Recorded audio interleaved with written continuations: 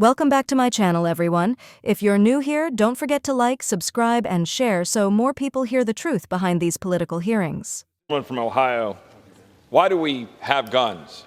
Why do we have the Second Amendment? Is it to hunt? Sure. Self-defense? That's even more important. But the fact is, you read the founders, Federalist 46, James Madison, contrasts us with the tyrannical governments of Europe who are, quote, afraid to trust the people with arms. Joseph Story, in his commentaries on the Constitution in 1833, quote, the right of the citizens to keep and bear arms has justly been considered as the palladium of the liberties of a republic, since it offers a strong moral check against the usurpation and arbitrary power of rulers, and will generally, even if these are successful in the first instance, enable the people to resist and triumph over them. We have a Second Amendment because we understand in this country that there are some things, inalienable rights, that you cannot justly take away from a free and equal human being. Tyrants disarm the people they intend to oppress. Those are the facts. Jewish people in Germany were prohibited from owning arms. 13 million Jews were exterminated by the Nazis. The Soviets instituted gun control and millions were killed. 20 million dissidents were rounded up and exterminated. Mao disarmed the Chinese people. 20 million dissidents were exterminated. In Cambodia, the Khmer Rouge were able to take advantage of the fact that limited gun ownership to just hunters and killed 1.5 million to 3 million Cambodians. Turkey disarmed Armenians and 1.5 million Armenians were killed in the Armenian genocide. The South disarmed slaves and actively fought against their arming. And then in the 20th century, armed black army veterans, for example, in Louisiana, were able to defend against the KKK. Even fact-checking organizations, Snopes, said, quote, we find it reasonable to conclude that gun confiscations facilitated by laws requiring the registration and licensing of firearms played a crucial role in the carrying out of 20th century genocides. This is not fiction. This is in our lifetime. This is in our grandparents' lifetime. This is in our recent history. This is why the Second Amendment matters. It's not trivial. It's not something you just brush aside. This is the foundation of liberty. It's who we are. But in order to sell a lie to the American people, that the government will protect them from all manners of evil, while defunding the police, leaving our borders wide open, I'm glad my colleagues can suddenly find Uvalde on a map, while allowing dangerous cartels operating hundreds of miles into Texas, allowing fentanyl to pour into our communities and kill tens of thousands of children. The very children my colleagues say they wish to protect. In order to do this, Democrats in this body are willing to take away a citizen's God-given right, yes, God-given right that was mocked earlier, to protect himself or herself or her family or his family from harm. The very harm they foster by appeasing lawlessness.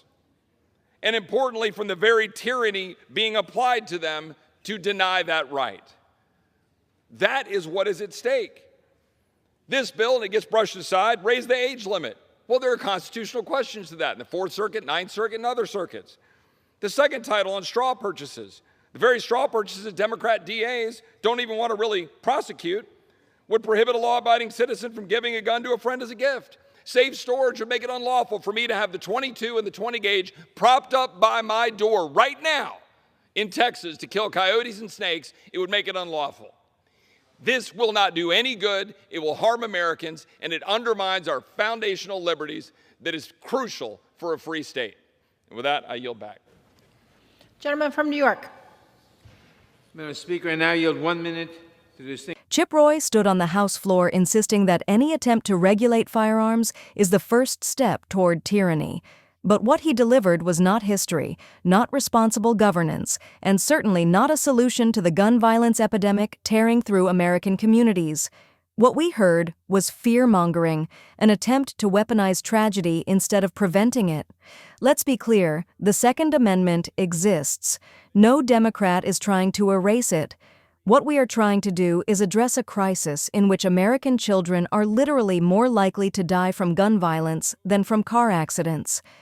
We're trying to stop the mass shootings that Chip Roy refuses to even mention as he lectures the country on liberty.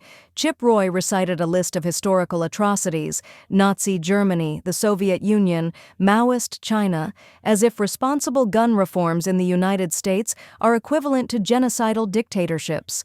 This is not only factually wrong, it is deeply irresponsible. Democracies around the world have strong gun safety laws without descending into tyranny. The United States is the outlier because we choose political paralysis over protecting lives. The truth is simple. Tyrants don't start by passing background checks. Tyrants don't begin by raising the purchasing age for AR-style rifles.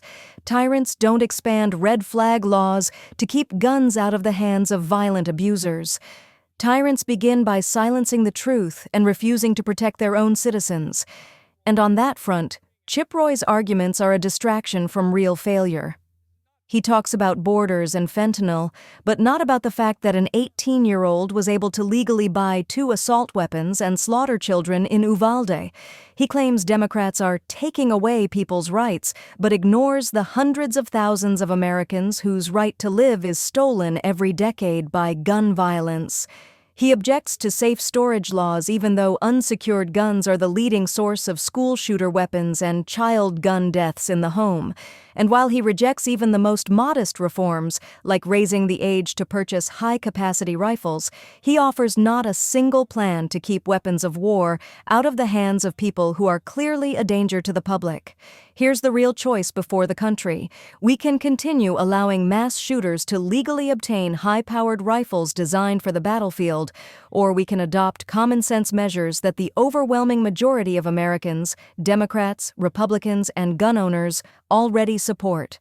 No one is asking families in rural Texas to give up a shotgun for coyotes or snakes. What we are asking is that Republicans stop pretending that background checks and safe storage laws are the same thing as oppression. Freedom is not just the right to own a firearm. Freedom is the right to send your child to school and know they will come home.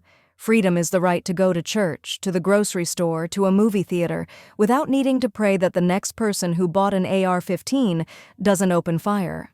Chip Roy says the Second Amendment is about stopping tyranny, but right now, the tyranny Americans fear most is the fear of being shot in everyday life, a fear that Republicans in Congress refuse to confront.